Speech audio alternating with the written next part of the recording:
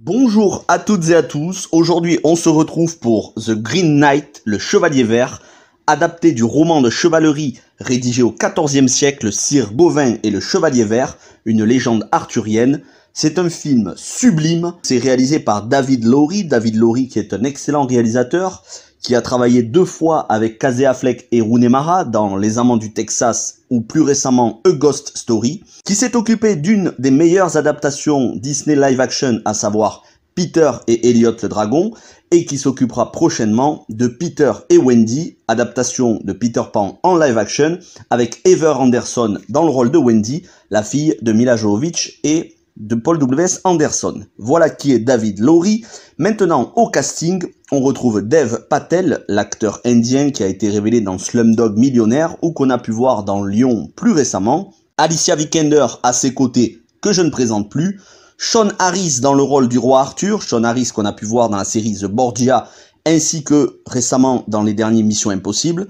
Et Kate Dickie, que vous avez vu dans Game of Thrones, qui fait la reine Guenièvre. On ajoute à ce casting Joel Edgerton, que je ne présente plus, et d'autres seconds rôles comme Barry Keoghan, et on obtient un casting solide, bien que on ne voit dans le film à 80% du temps que Dev Patel et Alicia Vikander, et l'acteur dont j'ai oublié le nom parce qu'on ne voit pas son visage, qui incarne le Chevalier Vert. Et donc, quel est le synopsis? Un jour, à la cour du roi Arthur, un soir de Noël, le Chevalier Vert, à l'apparence non humaine, débarque et lance un défi à qui veut bien le relever, que ce soit le roi Arthur, que ce soit ses chevaliers, ou que ce soit Gawain, neveu du roi Arthur, assis à ses côtés. Et c'est Gawain qui va relever ce défi.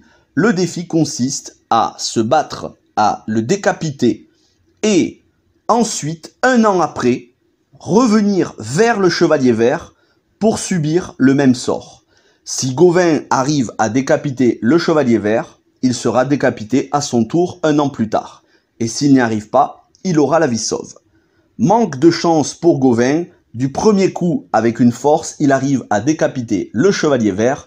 Ce qu'il n'avait pas prévu, c'est que le Chevalier Vert était immortel, ramasse sa tête, la porte avec lui sur son cheval, à la manière un petit peu de Sleepy Hollow, et s'en va dans la brume des campagnes anglaises en donnant rendez-vous à Gawain 1 an après.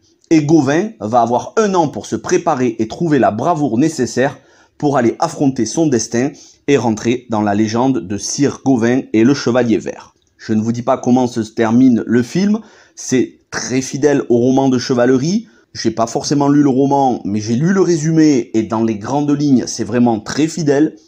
Mais c'est intéressant parce que ça permet d'avoir une légende arthurienne qui lorgne du côté de la dark fantasy, parce que oui, c'est un film fantastique, dans tous les sens du terme, fantastique au sens fantasy du terme, mais fantastique au sens esthétique du terme, et donc j'en viens à la critique à proprement parler.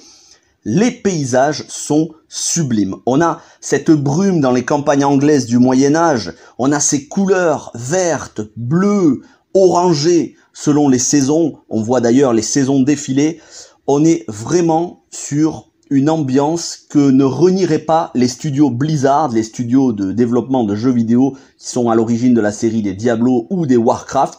C'est vraiment une ambiance à la Blizzard. Moi, ça m'a fait beaucoup penser à certains moments à l'esthétique de Diablo 2.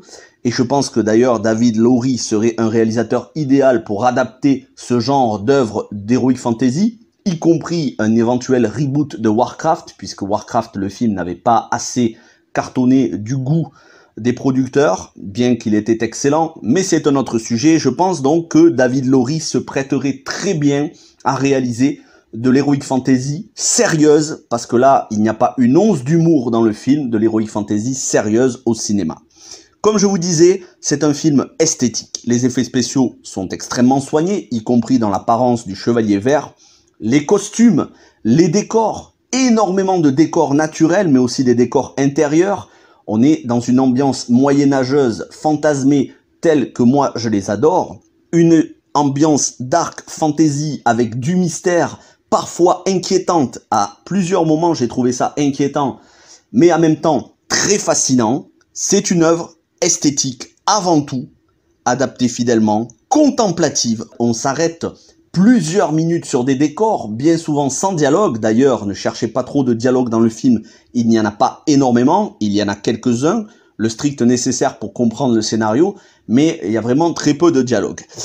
Ceci dit, on a le revers de la médaille, c'est que ça va pas plaire à tout le monde parce que c'est une œuvre qui est atrocement longue, il y a énormément de longueur, le film dure plus de 2 heures, près de 2h10, et quand on n'aime pas le contemplatif, moi ça m'a pas trop gêné parce que j'aime beaucoup, mais quand on n'aime pas le contemplatif, on s'ennuie ferme.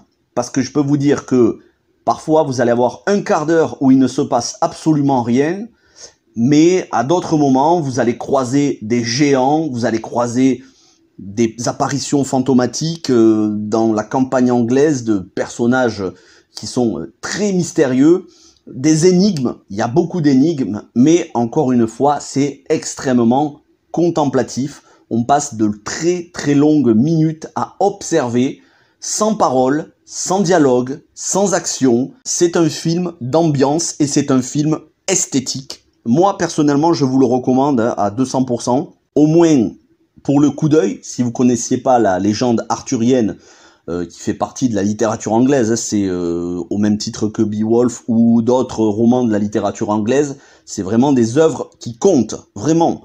Et si vous connaissiez pas ces œuvres, moi je vous conseille de regarder The Green Knight, peut-être ça vous amènera à découvrir un petit peu plus la littérature anglaise, mais sinon, juste pour l'aspect esthétique, plongez-vous dans ce film, ayez la patience d'aller jusqu'au bout du film.